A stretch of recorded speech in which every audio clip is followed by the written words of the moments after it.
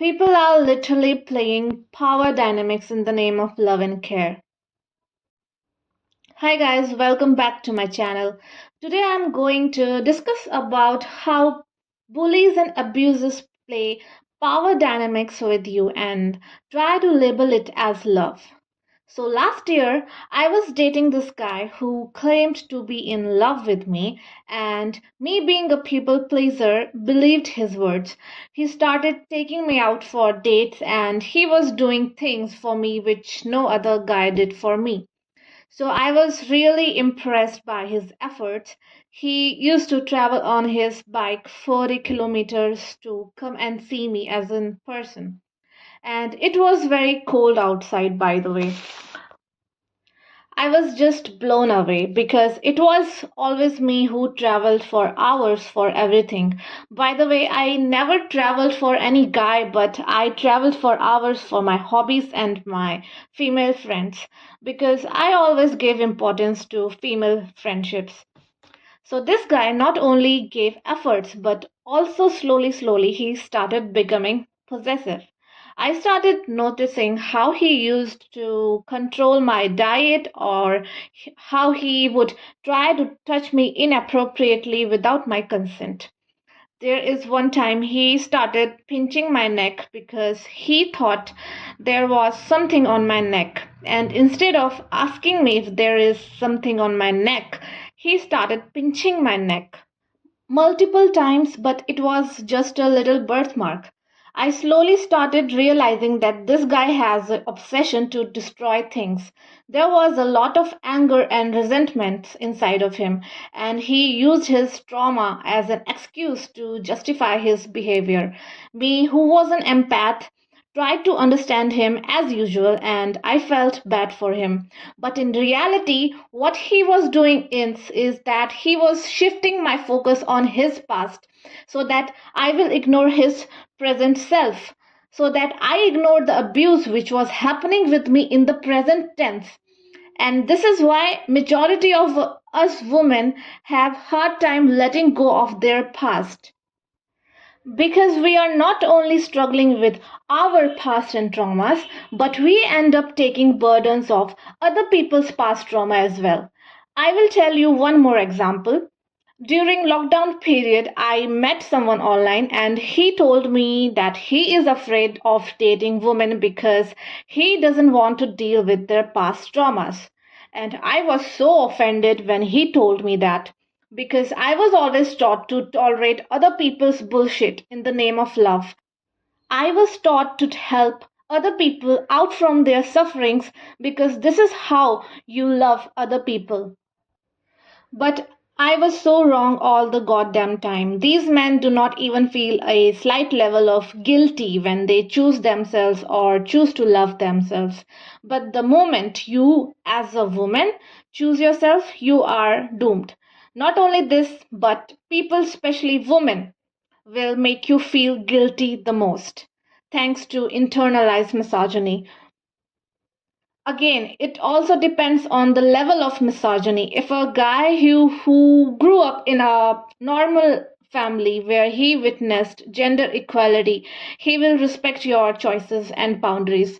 But if he grew up in an abusive household, then he will make you feel guilty as hell for choosing yourself. He will call you selfish, rude, rigid, or so difficult and whatnot. And last not the least, psychotic. So, as a woman, it is very important that what kind of men we are dealing with. Trust me when I say it. I learned self love from men. Not women, but men. Not because they taught me any shit.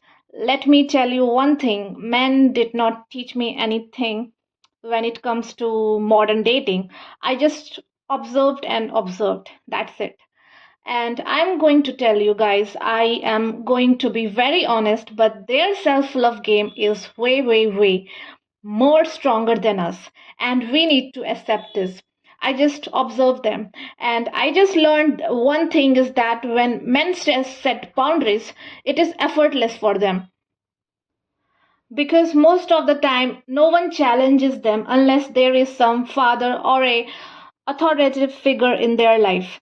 But when we as a woman start having boundaries, not only we get challenged by men, but everyone, like literally every single person on this planet Earth will try to break those boundaries.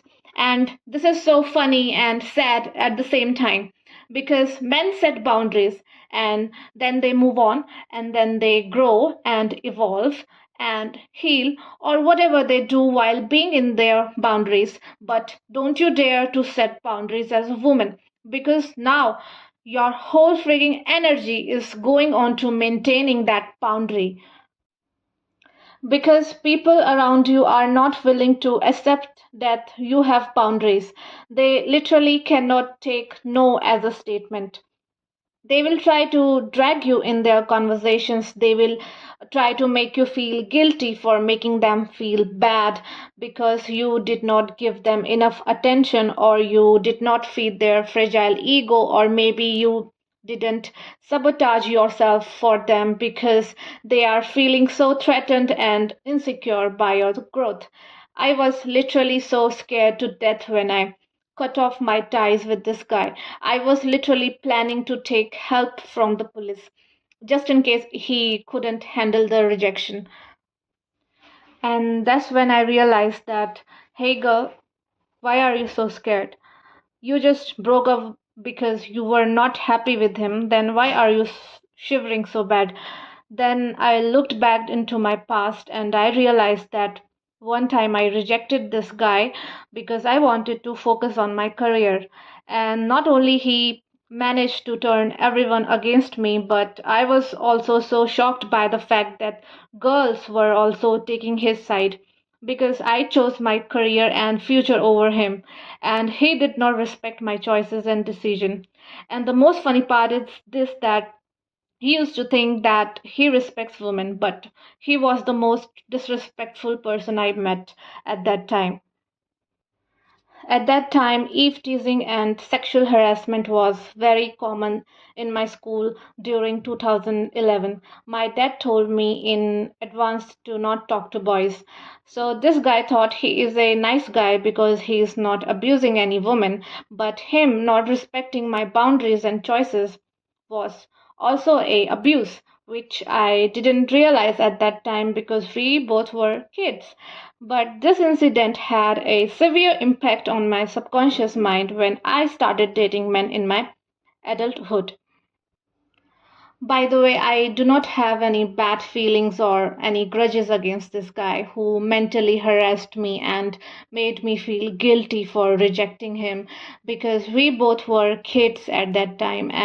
But I need to accept the fact that I was abused and it did had a severe impact on my subconscious mind, which is why I am still struggling with self-love and self-concept. So that's it for today. Thank you for listening to my podcast. I will see you in another video. Till then, goodbye and take care.